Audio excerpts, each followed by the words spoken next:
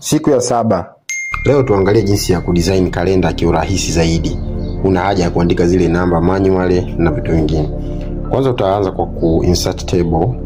Utaangalia kwenye table yako una row, una columns na una header. Then table yako moja kwa moja inakuwa imeingia na una uwezo wa kufanya adjustments za aina yoyote katika table yako kwa kuchagua color ambayo utakayoiweka katika header, ambapo hapo zitakaa siku na vitu vingine. Kwa mimi nimechagua color brand yangu labda ya blue, ambazo hapa sasa nitaanza kuandika siku zangu kuanzia Jumapili Sunday mpaka Jumamosi.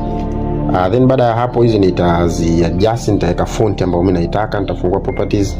Mara nyingi mimi natumia font ambayo inaitwa Tommy, nita-adjust katika center. Then baada ya kila kitu kulizika nacho, nita save na kuangalia imekaa vizuri. Tutakuja tena katika pointi ya msingi ambayo kuweka numbers za tarehe husika. Mimi nitaenda kwenye bullet moja kwa moja, lakini nitachagua bullet ya namba. Lakini kabla sijaanza nitaenda kwenye option. Nitafungua option yangu. Hapa unapoona utaona kuna alama hizi 3. Utafuta alama hizi zote za mwanzo, zibakie 2 tu za mwanzo, ambayo hiyo ya kuelekea juu na reli. Then utafunga. Ukishafunga unaenda kwenye siku ya kwanza ya Januari, unapiga space tu.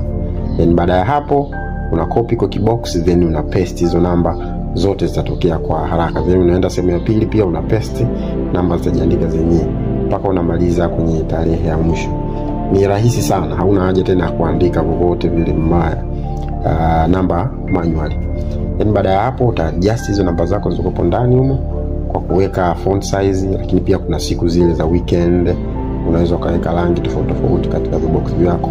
Adjustment yake ni iko very flexible na una uwezo kufanya namna yote. Mfano hapa Jumatano itakuwa siku ya mwaka mpya, then ninaweka kibox changu ambacho kitaashiria kwamba alama nyekundu hii ni siku special ya mwaka mpya. Then baada ya kuchora hiyo dilo langu, nina uwezo kuduplicate tu na duplicate kwa mwezi mwingine wa February, nitaandika mwezi wangu wa February, lakini pia sina haja tena kuchora tena jadwali jingine. Natakiwa nijue February tarehe 1 itakuwa lini, then narudia mchezo wangu ule ule na copy na paste. Asante sana, tukutane tena kesho kwa kalenda design. Karibu sana CH Designs.